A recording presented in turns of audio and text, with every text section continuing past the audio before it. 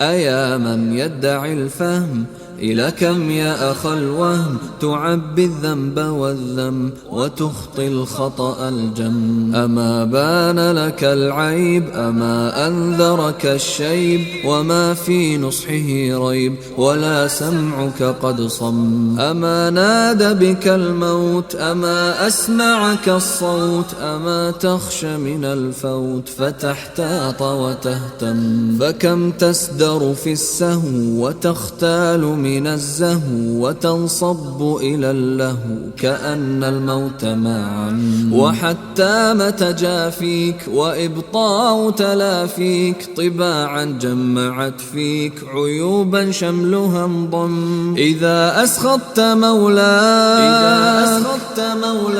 فما تقلق من ذاك وإن أخفقت مسعاك تلظيت من الهم. وإن لاح النقش من الأصفر تهتش وإن مر بك النعش تغاممت ولا غم. تعاصي الناصح البر وتعتاص وتزور وتنقاد لمن غر ومن مان ومن نم. وتسعى في هوى النفس وتحتال على الفلس وتنسى ظلمة الرمس ولا تذكر ما ثم. ولو لاحظك الحظ لما طاح بك اللحظ ولا كنت إذا الوعظ جل الأحزان تغتم. ستذري الدم لا دمع إذا عاينت لا جمع يقي في عرصة الجمع ولا خال ولا عم. كأني بك تنحط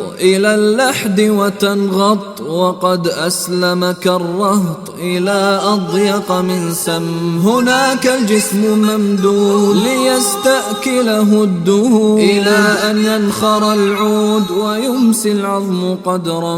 ومن بعد فلا بد من العرض إذا اعتد صراط جسره مد على النار لمن أم. فكم من مرشد ضل ومن ذي عزة ذل وكم من عالم زل وقال الخطب قطم. فبادر أيها الغمر لمن يحل به المر فقد كاد يهي العمر وما أقلعت عن ذم. ولا تركن إلى الدهر وإن لان وإن سر فتلفى كمن اغتر بأفعى تنفث السم. وخفض من تراقيك فإن الموت لاقيك وسار في تراقيك وما ينكل إن هم. وجانب صعر الخد إذا ساعدك الجد وزم اللفظ إن ند فما أسعد من زم. ونفس عن أخي البث